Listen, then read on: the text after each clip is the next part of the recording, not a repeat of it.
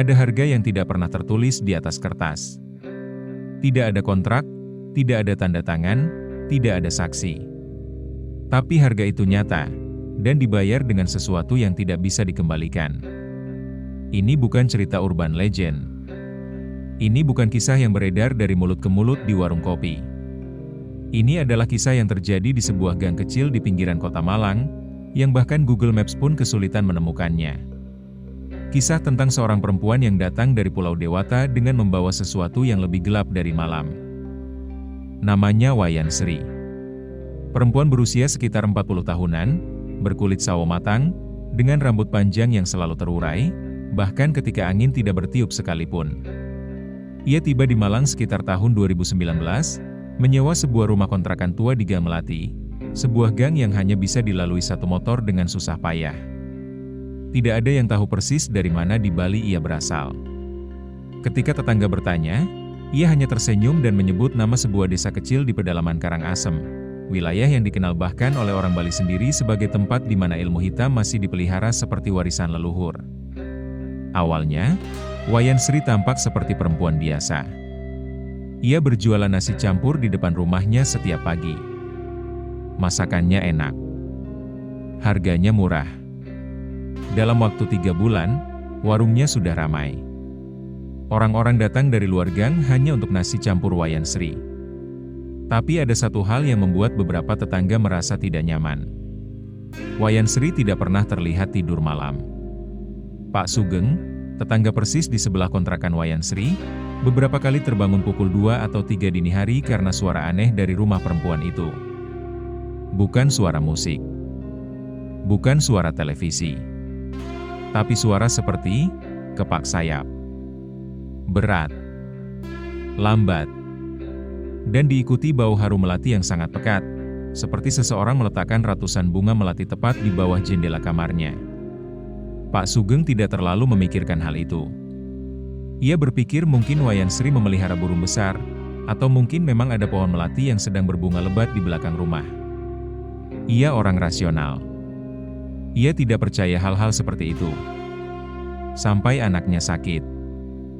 Bagas, anak Pak Sugeng yang berusia 7 tahun, adalah anak yang sehat dan aktif. Tidak pernah sakit lebih dari flu biasa. Tapi suatu pagi di bulan November, Bagas tiba-tiba tidak mau bangun. Badannya panas tinggi. Matanya terbuka tapi kosong, seperti ia melihat sesuatu yang tidak ada di ruangan itu. Dibawa ke dokter, tidak ada yang ditemukan. Tidak ada infeksi, tidak ada virus yang terdeteksi, tidak ada kelainan apapun.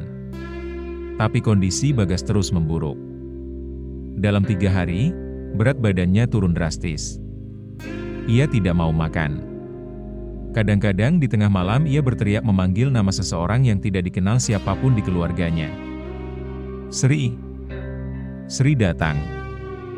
Itu yang diucapkan Bagas suatu malam, ketika ia terbangun dengan mata melotot dan napas tersengal.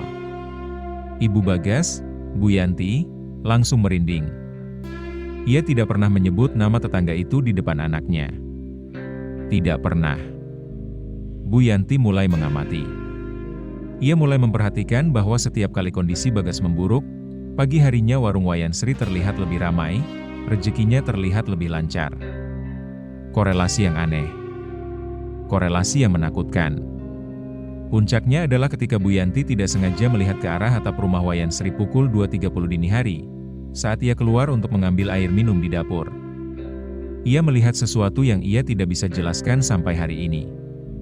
Sesuatu besar, lebih besar dari manusia, melayang turun dari atas atap kontrakan Wayan Sri. Kepalanya menyerupai kepala perempuan dengan rambut panjang terurai. Tapi di bawah kepala itu tidak ada tubuh. Hanya jeroan yang menggelantung, bercahaya kemerahan dalam gelap. Bu Yanti tidak bisa bergerak selama hampir 2 menit penuh. Tangannya berpegangan pada kusen pintu. Kakinya tidak bisa melangkah. Dan makhluk itu, ia bersumpah demi apapun yang ia percaya, menatap balik ke arahnya. Tersenyum. Esok paginya, Bu Yanti mendatangi seorang tetua kampung, Mbah Parmin, yang dikenal punya pemahaman mendalam soal hal-hal yang tidak kasat mata. Ketika Bu Yanti menceritakan apa yang ia lihat, Mbah Parmin tidak kaget. Ia hanya menghela napas panjang dan berkata pelan, "Itu Leak, enduk. Dan dia sedang makan." Mbah Parmin menjelaskan bahwa Leak, ilmu hitam dari tradisi gelap Bali yang telah ada berabad-abad, bukan sekadar hantu. Ia adalah manusia yang telah memilih jalan kegelapan.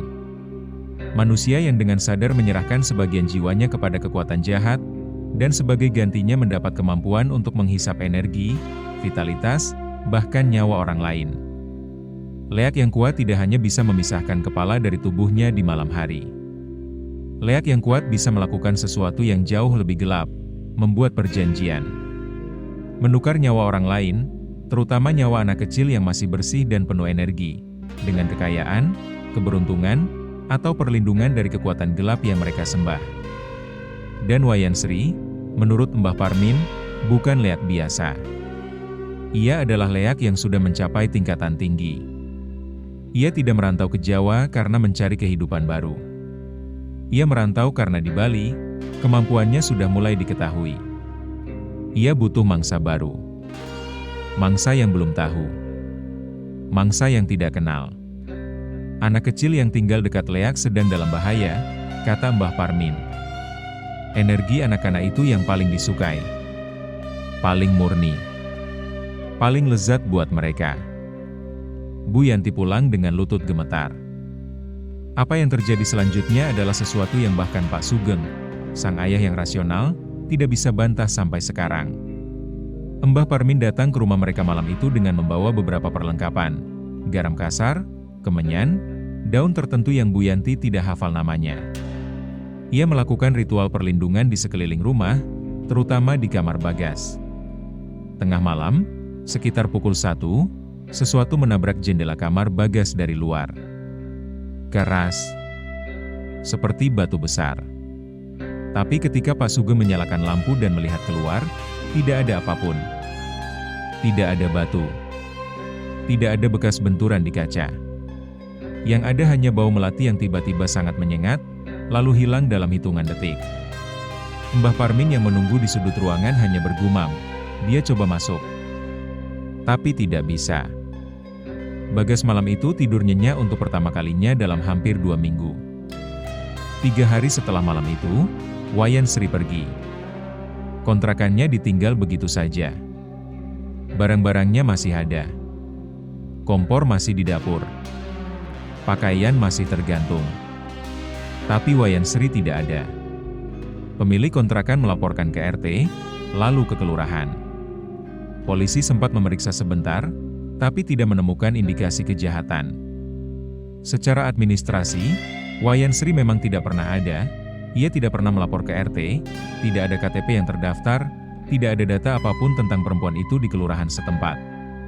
Seolah ia tidak pernah benar-benar ada. Bagas perlahan pulih. Dalam seminggu, ia sudah bisa duduk dan makan. Dalam 2 minggu, ia sudah berlari-larian di halaman. Tapi ada satu hal yang berubah dari anak itu selamanya. Bagas tidak pernah mau lagi tidur dengan lampu mati.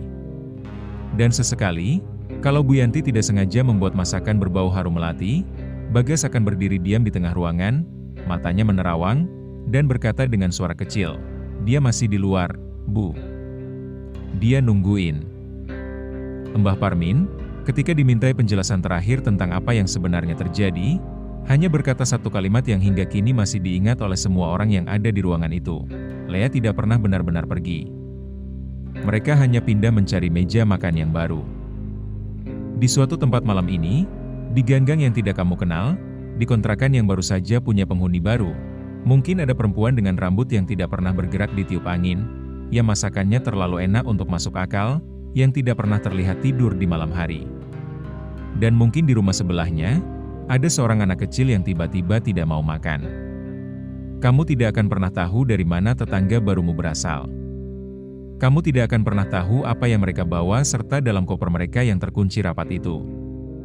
Yang kamu tahu hanyalah, bau melati di tengah malam bukan selalu pertanda ketenangan. Kadang, itu pertanda bahwa sesuatu sedang memilihmu.